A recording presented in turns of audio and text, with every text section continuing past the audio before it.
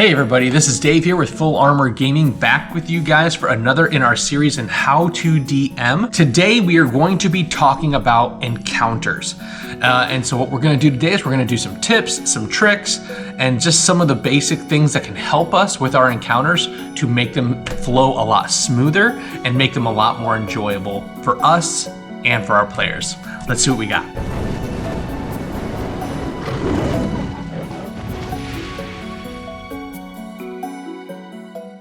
All right, so you have been working as a DM to get better for your players in all these different aspects that we've been working at. So today we are going to cover encounters. They can be one of the harder things as a DM to manage because during an encounter there can be so much going on. So today what I want to do is I want to give you guys some tips of things that I have found over the years that have really helped streamline the process and take some things off of your plate when it comes to an encounter that either helps in an aspect of organization, helps in an aspect of delegation, or in other ways of making the encounter easier for you to run and easier for your players to enjoy.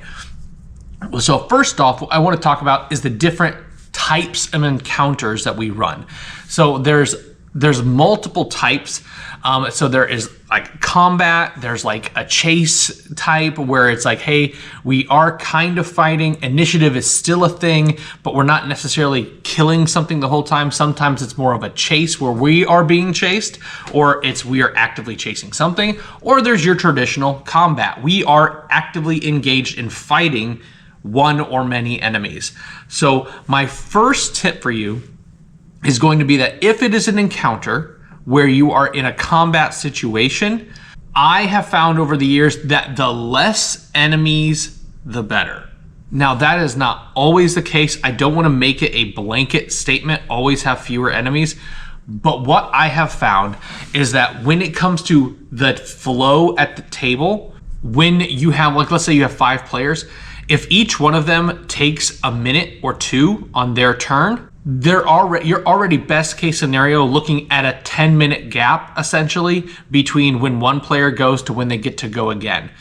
If you as a DM have 9 enemies that you're running, you can easily be knocking on the door of 20 to 25 minutes in between when each player gets to actually go.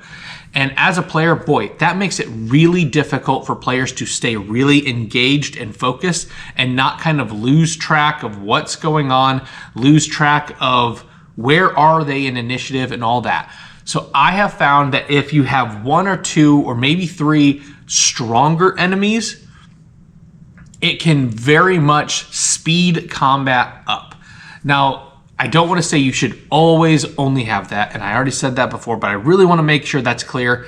But I just found that overall, I try to keep my encounters with 3 max enemies at the table. I will give the enemies things like legendary actions and stuff like that to throw in here or there, just so that the player, like the action economy, isn't out of whack. But when it comes to things to track on the battlefield, it works so much smoother. So that's like my first tip, is manage action economy.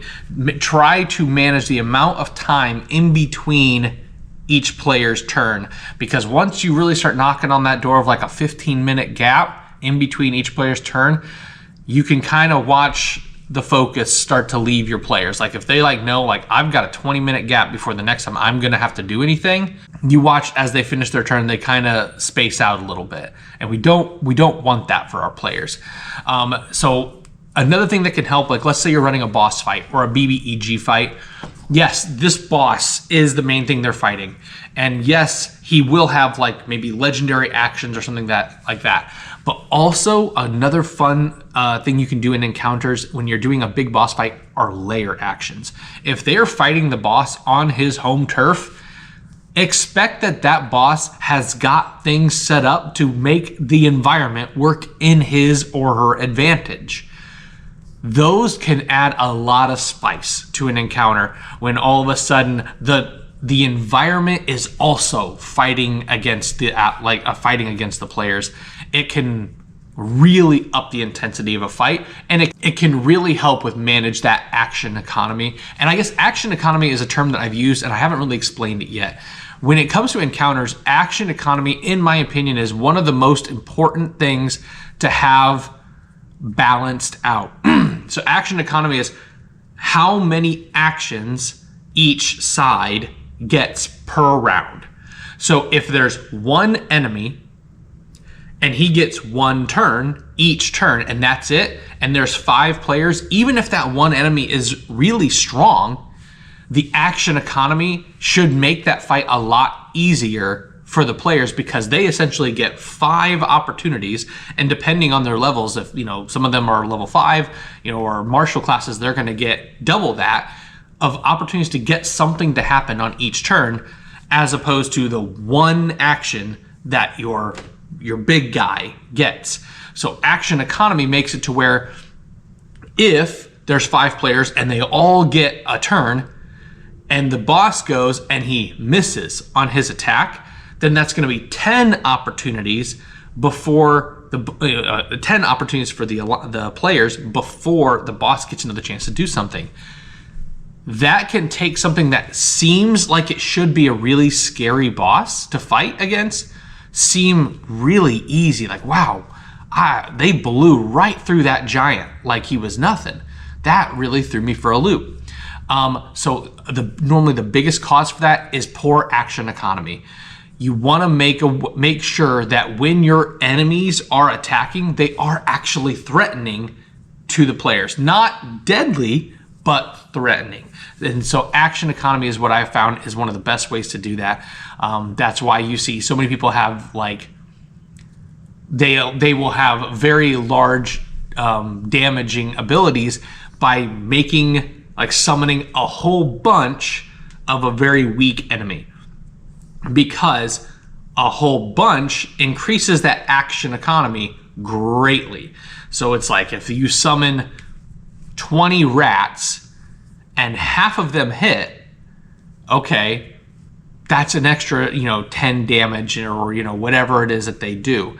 Along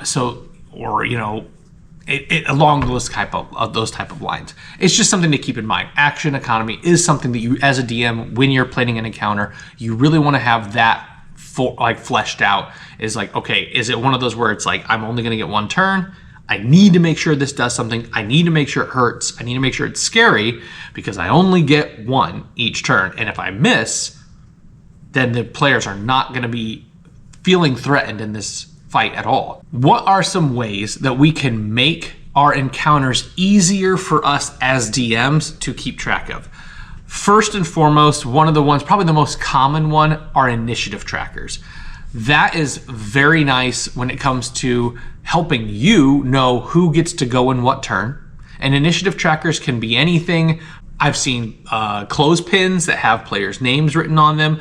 I have seen someone that passes out little bean bags that have a number on them, and so it's like, you are going first, you are going second, third, fourth, and you toss them the little bean bag, and that way they know, they set it right there, and they know I am next in line. All right, number 3 just went, I'm number 4, I'm next. It's a way of helping your players know when they're coming, so they can be ready when their turn happens, because like before, we want combat, we want encounters to flow smoothly. It never feels good when you've got that player that it gets to their turn and they have not thought at all about what they want to do, and then they're like, okay, now where am I at again? All right, what's going on again? Can I do this? Can I do that? It's like, no, that person isn't even there anymore. That enemy is now dead, gone. It just slows the encounter down so much, and it can be really frustrating as another player at the table that is paying attention, or as the DM that's like, I'm trying to keep things moving, please, please, please, try to pay attention so you know what's going on. Well, what can we do to help it be easier for them to pay attention? So initiative trackers is one of the first things, just so that there is no excuse for the player to not know that they're coming up next when they have an initiative tracker. The next is to have your monster stat blocks quickly and easily available to you.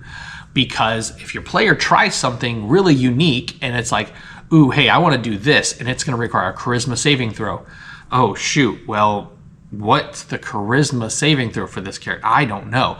If you have the monster stat block right there in front of you, ready to go, you just look, it's right there. Cool, no problem. Or it's like, hey, I want to do this condition to this enemy. And it's like, man, I can't remember. Are they immune to that condition or are they not? Or do they have resistances to certain type of damages or do they not? Or are they vulnerable to certain type of damages or are they not? Or if they have like magic awareness where they have advantage on all saving throws against magic. Those kind of things are integral to know about the enemy that you're playing as because they are built into that enemy for a reason. So you need to know that stuff. And so having a stat block right there, quick, easy to go, makes it so much faster and so much smoother for you as a DM to be like, I don't have to memorize all this. It's all written down right here. So one of the things I use that helps in that tremendously, and I know I've talked about this before, is D&D Beyond. They have an encounter builder on D&D Beyond. It lets you put in, if your players have built D&D characters like on D&D Beyond, they can import them to you. You can add it to like a little campaign. So it will adjust somewhat their difficulty rating towards the enemies you want to throw at them. It'll let you know ahead of time, like, hey, this is going to be a really easy fight for them. Based off what they have available to them and what this enemy has, this is going to be easy. It'll like say easy or trivial. Or it'll say this is going to be deadly. Like, unless, like, this could very easily kill them all type thing. It gives you at least a baseline. I'm not saying it's super accurate, but, you know, it is at least a starting point. But D&D Beyond is very, very good in their encounter builders where you can just type in what everyone's initiative is. You can type in what your monsters, or you can just have it auto roll initiative for your monsters. And then you click start encounter. And when you click start encounter, it starts the encounter. It lines everybody up. You can, if the players are actually in D&D Beyond, you can actually see their AC, you can see their movement speed, and you can see like their current health, and it keeps track of that. So if they lower their health, you'll see it. And you can have an idea of where your player's health is at. On the inverse, it has all of the enemies in there as well. And you just click on them, and when you click on them, you can see their whole monster stat block. You can even actually roll through D&D Beyond, and it makes it much, much, much, much easier because it's just click, roll. Now, don't get me wrong, there's nothing like rolling dice, like physically. So I don't want to say like, oh, this is better, do this, because rolling dice is always better. But if you're in a hurry, if you have a lot going on, or you're in a situation where you're really trying to keep this moving, that's way quicker. Just click on it, boom, it gives you a number, it already factors everything in, lets you know, keeps you moving. But it's also a very good way of tracking health on the enemies as well. You just click on the enemy's health bar, find out how much damage your player did to it. You just click the number in, click either damage or click healing. It keeps track of everything. It's super helpful. Super, super, super, super helpful. So I highly recommend the D&D Beyond encounter trackers. I know that there are other things out there, but this is the main one that I use. Also, one of the last things I like to do with encounters that really helps keep track of things for me, and you actually delegate this to one of your players, especially if you have a player that has DM'd or has DMing experience, that's normally the one that I delegate this to, and that is combat status trackers. I got this on Amazon for maybe $18, and it has a whole bunch of these little rings that have written on them a certain status ailment or status condition. And so I do a lot with minis. So if, you know, I've got a player that is exhausted, I hang the exhausted thing on them. It lets them know. Grappled, if they are currently grappled, I hang it on them, and that way I can remember that player is grappled. But also it lets that player remember I am grappled. The most used one that I have is concentration. Tracking whether or not a player is using their concentration is very hard to do when you're in the middle of everything going on. Remember when he's like, I want to cast this spell. Okay, you are currently concentrating on Bless. If you want to cast this spell, Bless will then be gone. You know what I mean? Or it's like, ooh, he gets hit by something. If you're not remembering that he's concentrating on that, on bless at that time, you're not going to make him roll a con save to keep it up. And I love my players, but sometimes people just forget, or sometimes they're like, hey, if the DM's not going to tell me to roll a con save, I'm not going to roll a con save. So I don't blame them for that. I mean, obviously it's a lot as a DM to keep track of. So I find that these little guys here makes it so much easier, because when I look at the map and I can see I am hitting a person and they have a little ring on them, I'm gonna know, hey, that person has concentration, or that person has hunter's mark on them, or is currently poisoned. So, something along those lines. These are really nice if you are using minis. If not, obviously you don't need them. If you're playing Theater of the Mind, you don't need them. It just helps so much in being able to keep track of what's going on the battlefield, because as a DM, you already have so much to keep track of. Help yourself out. Find little ways you can help to make this easier for you. Now, you do not have to buy these. I know someone that uses a whole bunch of the rings from milk jugs. They just take the little plastic ring off. It's very, very similar. I think even Matt Mercer, that's how he started doing it, was he would just get those little plastic rings and use them as condition indicators. But ultimately, the goal of the encounter is to progress the story. I don't think you should put encounters in the game to just put them into the game. I feel like every combat should have a purpose. Every combat should be driving the story forward, and make sure that there is stuff happening during the encounter that is progressing the story. Even if it's something along the lines of they're out, camping, and they roll on a chart to see what happens to them, and they get a owlbear attack, find a way to make it still progress the story. Whether, it's the owlbear, has already large gashes on it or something like that. It's got large scars, and they end up tracking, after they kill it, they track it back to its lair, and they find that it's got, treasure or something like that it's been collecting, and there's a torn tabard there, and you recognize it as one of the local militia's tabards from one of the local towns, and you can take it back to the town, and they're like, hey, yeah, we had militiamen missing. Okay, thank you for bringing this in. You can get a reward for helping us track down where they went or what happened to them.